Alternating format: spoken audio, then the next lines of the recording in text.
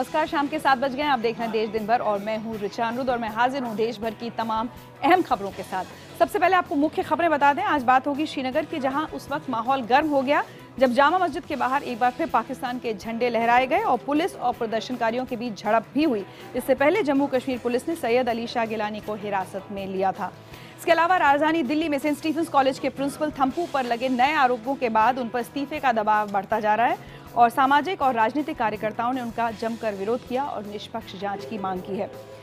तेलंगाना के मुख्यमंत्री के चंद्रशेखर राव अब एक हाईटेक बस में सफर करेंगे। सीएम के सफर के लिए 5 करोड़ की बुलेट प्रूफ मर्सिडीज बस खरीदी गई है। जहां विपक्ष इसे पैसे की बर्बादी बता रहा है, वहीं सीएम ऑफिस का कहना है कि अब चंद्रशेखर आम लोगों की तरह बस में चलेंगे। दिल्ली में एक ठक ठक गैंग पुलिस के हाथ लगा है। अनोखे ढंग से चोरी करने वाला गैंग जब वारदात कर रहा था तब उसकी सारी हरकतें सीसीटीवी कैमरे में कैद हो गई, जिसकी मदद से पुलिस ने उन्हें गिरफ्तार कर लिया। इसके अलावा इलाहाबाद में चुड़ैल के नाम पर फैली दहशत अब खत्म हो सकेगी, क्योंकि इस मामले में पुलिस ने 2 लोगों को गिरफ्तार किया है जो अंधविश्वास फैलाकर लोगों को लूटा करते थे।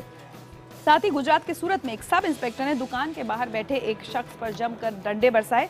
जब उस शख्स ने बचने की कोशिश की तो आरोपी इंस्पेक्टर ने लात घूंसों से उसकी पिटाई भी की।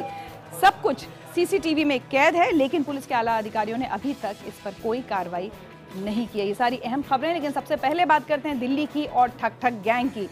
उनकी दस्तक को आप लूट की आहट समझ सकते हैं। आपकी नजर हटी नहीं कि आपका सामान वो साफ कर देते थे। यह है दिल्ली का ठक ठक गैंग।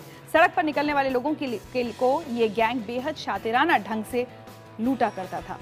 कैसे लूटता था और कैसे पुलिस के हाथ लगा, देखिए। पुलिस के हत्थे चढ़ा सुमित अपने साथियों और बच्चों के साथ बेहद शातिराना ढंग से लोगों का सामान चुरा लिया करता था।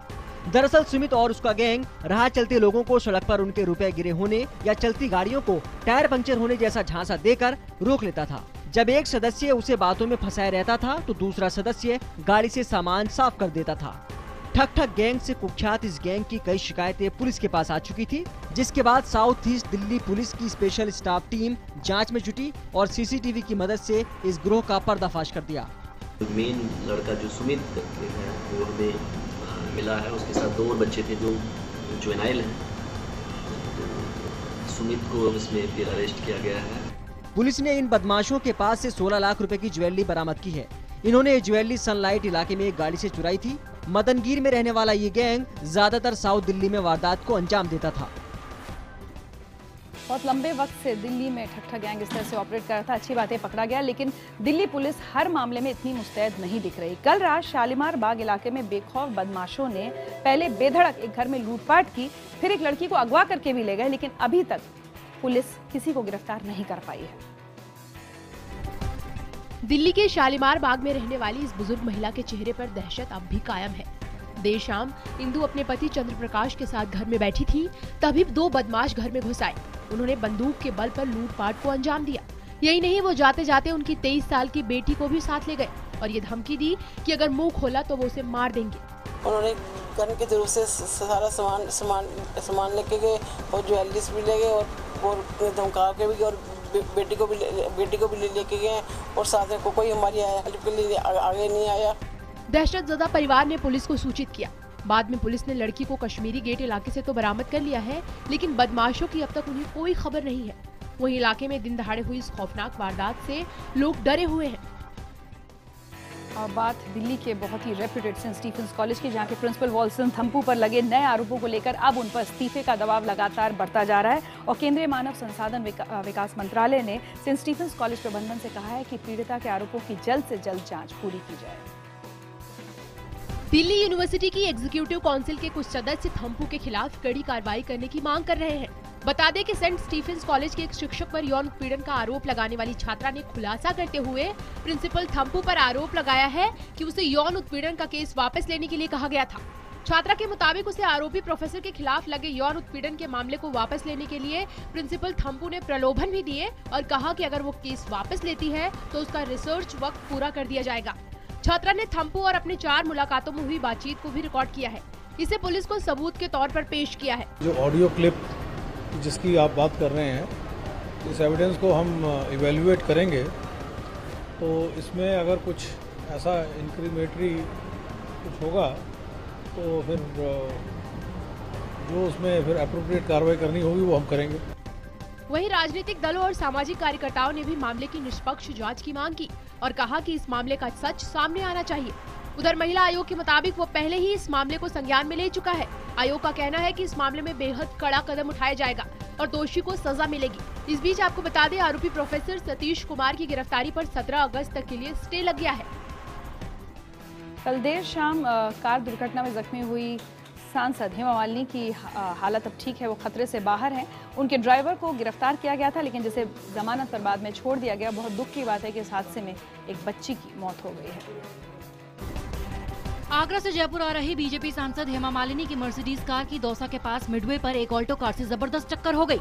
इस हादसे में हेमा मालिनी जख्मी हो गई और ऑल्टो में सवार एक बच्ची की मौत हो गई। इस हादसे में 8 लोग घायल हो गए हैं। पुलिस ने हेमा मालिनी की कार के ड्राइवर को गिरफ्तार कर लिया है। ड्राइवर के खिलाफ तेज गति और लापरवाही से कार चलाने का केस दर्ज किया गया है।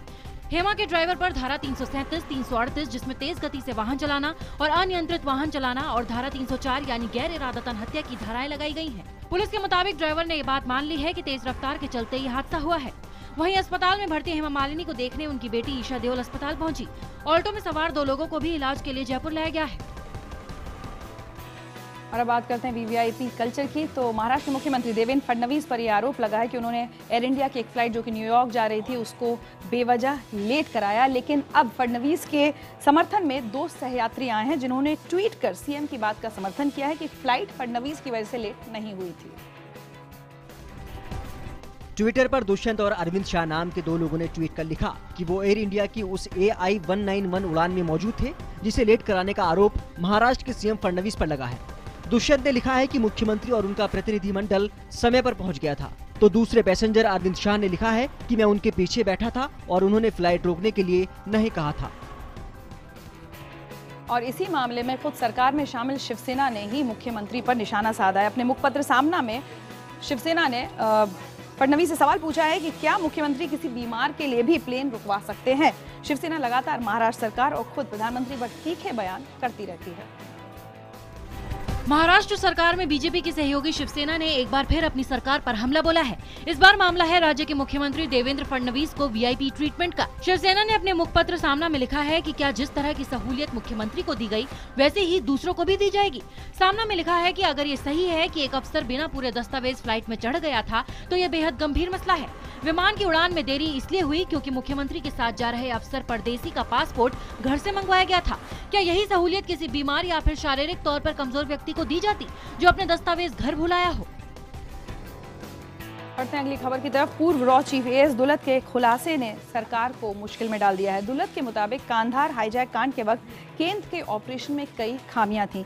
इस खुलासे के बाद कांग्रेस ने इस मुद्दे पर PM से जवाब मांगा है क्योंकि उस वक्त केंद्र में NDA की सरकार थी। ये तस्वीरें कंधार की हैं, जिन्हें देखकर हर भारतीय का सिर शर्म से झुक जाता है। 1999 में आतंकी हमारा विमान हाईजैक कर कंधार ले गए और यात्रियों के बदले हमें आतंकियों को छोड़ना पड़ा था। अब उस वक्त के खुफिया एजेंसी रॉ के चीफ AS दुल्लत ने सनसनीखेज खुलासा किया है। उन्होंने माना है कि 1999 का कंधार हाईजैक कांड क्राइसिस मैनेजमेंट ग्रुप की गलती की वजह से और ज्यादा बिगड़ गया था। अजीब सा कोइंसिडेंस था कि जब मुफ्ती साहब की डॉटर किडनैप हुई थी दिसंबर 89 में, तब मैं श्रीनगर में पोस्टेड था और 99 में जब हाईजैकिंग हुआ तो फिर मुझे डॉक्टर साहब के पास मिलने जाना पड़ा जम्मू। तो उन्होंने कहा फिर तुम आ गए हो, हाँ? फिर कह रहे हो कि लोगों को छोड़ दूं। मैं नहीं छोड़ूंगा। तो बहुत खफा थे। AS दुल्लत ने कहा कि हाईजैक के बाद जब इंडियन एयरलाइंस का प्लेन अमृतसर पहुंचा तो केंद्र सरकार ये नहीं चाहती थी कि पंजाब पुलिस की टीम विमान के भीतर जाए, क्योंकि वो ये नहीं चाहती थी कि लोगों की जान जाए। जब केंद्र सरकार ने विमान के यात्रियों के बदले 3 आतंकवादियों को रिहा करने का फैसला किया तो जम्मू कश्मीर के पूर्व मुख्यमंत्री फारूक अब्दुल्ला मुझ पर चीख पड़े थे। AS दुल्लत का दावा है कि सईद और उनकी बेटी महबूबा मुफ्ती के आतंकी संगठन हिजबुल मुजाहिदीन से भी रिश्ते रहे हैं। और अब एक दिल दहला देने वाली खबर। ना किसी से रंजिश, ना कोई बैर, और उसकी उम्र भी क्या थी, महज 8 साल। लेकिन आरोपी को उस पर कोई रहम नहीं आया और उसका बेरहमी से कत्ल कर दिया गया। उस मासूम का कत्ल करने वाला कोई और नहीं, उसका अपना था। देखिए खबर। मुंबई से सटे ठाणे में पुलिस इस जंगल में मिली सड़ी गली लाश का पंचनामा कर रही है। ये लाश है महज 8 साल की बच्ची फ्रांसले सोफिया की। सोमवार को नवी मुंबई के एरोली में रहने वाली सोफिया स्कूल से घर के लिए निकली, लेकिन घर नहीं पहुंची। घर वालों की शिकायत पर पुलिस ने जांच शुरू की और शक के घेरे में आए उसके मौसा को हिरासत में ले लिया। पुलिस की सख्ती पर सोफिया का रिश्तेदार उन्हें रात भर यहाँ वहाँ भटकाता रहा। पुलिस के मुताबिक आखिरकार वो उन्हें लड़की की लाश के पास ले गया। पुलिस के मुताबिक उसके मौसा ने ही उसका अपहरण किया और फिर 1 घंटे के अंदर ही बेरहमी से मौत के घाट उतार दिया। पुलिस को सोफिया के शरीर पर चोट के निशान मिले हैं। अब पुलिस रेप और संपत्ति को लेकर दुश्मनी के एंगल से जांच कर रही है। और अब खबर गुजरात से एक और बात लाठी की, जो उठनी तो जरूर चाहिए गुनहगारों पर, उठी भी लेकिन एक निर्दोष दुकानदार पर, और ऐसी बरसी कि देखने वाले की रूह कांप जाए। खबर सूरत से है, जहां खाकी के नशे में चूर एक सब इंस्पेक्टर ने एक बेगुनाह दुकानदार की जमकर धुनाई की। मामला सीसीटीवी में कैद भी हो गया, लेकिन अभी तक आला अधिकारियों ने कोई कार्रवाई नहीं की है। 1, 2, 3, 4 नहीं बल्कि घड़ी के कुछ सेकंड्स में अनगिनत डंडे और लात घुसे। पुलिस बर्बरता की ये तस्वीर गुजरात के सूरत की है। घटना 30 जून रात 11:30 बजे की है। सूरत के लिम्बायत इलाके में पान की दुकान चलाने वाले धीरज दुबे अपने दोस्तों के साथ दुकान के बाहर बैठे थे। तभी वहां से गुजर रहे संजय नगर पुलिस चौकी के प्रभारी सब इंस्पेक्टर अर्जुन रोज ने उन्हें देखकर गाड़ी रोक दी। वो सीधे दुकानदार के पास पहुंचे और बिना कुछ बोले पूछे उन पर डंडे बरसाने लगे। जब धीरज दुबे ने बचाने की कोशिश की तो सब इंस्पेक्टर अर्जुन ने उन्हें लात घूंसों से पीटना शुरू कर दिया। डंडा पकड़ लिया, मैंने मारने नहीं दिया। जब 2-3 घंटे मुझे लग गए, जब मारने नहीं दिया, डंडा हाथ में दिया तो उन्होंने लात से मारा मुझे, थप्पड़ से मारा मेरे ऊपर। मुझे पता नहीं कि उन्होंने मेरे हाथ में ऐसा क्यों किया। इनको उन्होंने दंडों से क्रिमिनल से भी बुरी तरह से मारा, जैसे कि वो बहुत बड़े कोई क्रिमिनल है और क्राइम करके बैठे हैं। इस तरह से उन्होंने उनको मारा। सूरत पुलिस के सब इंस्पेक्टर की सारी करतूत दुकान के बाहर लगे सीसीटीवी कैमरे में कैद है, लेकिन शहर पुलिस के आला अधिकारियों को ये अब तक नजर नहीं आया है। हालांकि इस मामले में जब उनसे पूछने का प्रयास किया गया तो वो मामले से खुद को अनजान बताने लगे। और अब खबर एक नियुक्ति के विवाद से जुड़ी हुई। गजेंद्र चौहान को फिल्म एंड टेलीविजन इंस्टीट्यूट का चेयरमैन बनाने के विरोध की आंच अब पुणे से निकलकर दिल्ली तक पहुंच गई है। एफटीआई के सैकड़ों छात्रों ने आज दिल्ली में शास्त्री भवन के सामने विरोध प्रदर्शन किया, जिसकी वजह से एहतियात के तौर पर पुलिस ने इन प्रदर्शनकारियों को हिरासत में ले लिया।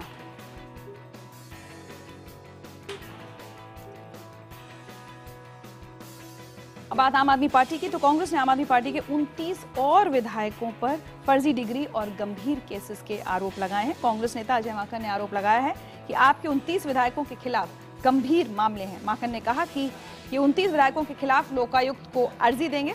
हम आपको बता दें कि फर्जी डिग्री मामले में आप विधायक और दिल्ली के पूर्व कानून मंत्री जितेंद्र तोमर को इस्तीफा देना पड़ा और अब जेल में भी है वो। यही नहीं, आप विधायक भावना गौड़ पर भी फर्जी डिग्री का आरोप लगा है।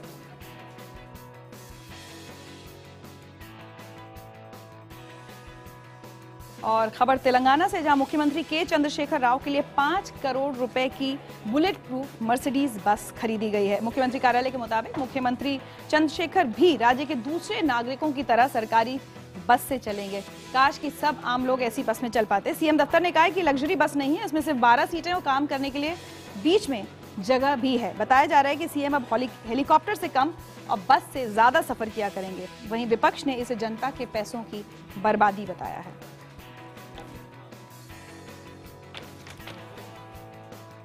खबर जम्मू कश्मीर से, जहां श्रीनगर के जामा मस्जिद के बाहर आज एक बार फिर पाकिस्तान के झंडे लहराए गए, जिसके बाद पुलिस और प्रदर्शनकारियों के बीच झड़प शुरू हो गई। इससे पहले जम्मू कश्मीर पुलिस ने सैयद अली शाह गिलानी को हिरासत में लिया था, जिसके बाद उनके समर्थकों और पुलिस के बीच जमकर मुठभेड़ हुई।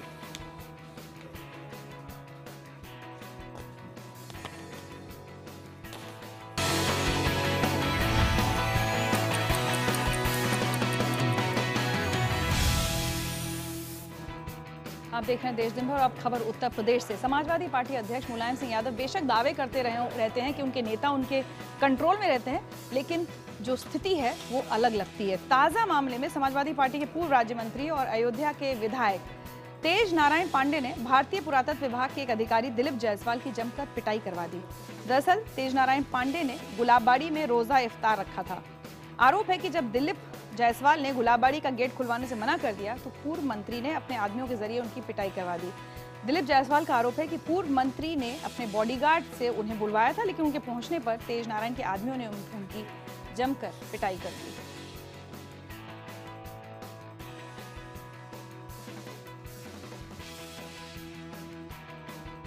और अब मोबाइल यूजर्स के लिए एक अच्छी खबर है। आज से देश में मोबाइल नंबर पोर्टेबिलिटी लागू हो गई है, यानी आज से एक राज्य या सर्कल से दूसरे में स्थायी तौर पर जाने पर भी मोबाइल नंबर आपको बदलने की जरूरत नहीं पड़ेगी।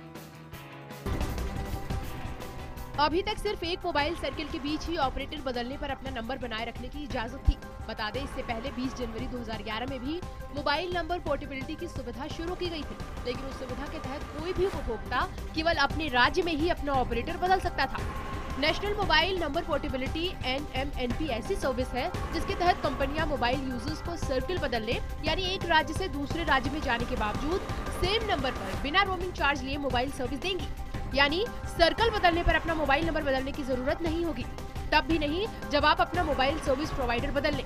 देश में बीते अप्रैल तक 15.7 करोड़ यूजर्स पोर्टेबिलिटी की अर्जी दे चुके हैं। देश भर में 97.3 करोड़ वायरलेस सब्सक्राइबर्स हैं। कोई भी ग्राहक अपने एक नंबर को सेव करते हुए एक सेवा से दूसरी सेवा में जा सकता है। अगर उसका ट्रांसफर कहीं एक प्रदेश से दूसरे प्रदेश में हो तो पूरे भारतवर्ष में वो अपने नंबर को सेव कर सकता है। और खबर उत्तर प्रदेश से ही, इलाहाबाद के चुड़ैल मामले में पुलिस ने 2 लोगों को गिरफ्तार किया है और पुलिस के मुताबिक ये एक गैंग है जो अंधविश्वास फैलाकर लोगों को लूट रहा है। दरअसल सोशल मीडिया पर इलाहाबाद के कीटगंज इलाके में चुड़ैल के आतंक की चर्चा चल रही थी, जिसके बाद पुलिस को इस मामले को सुलझाने की जिम्मेदारी दी गई।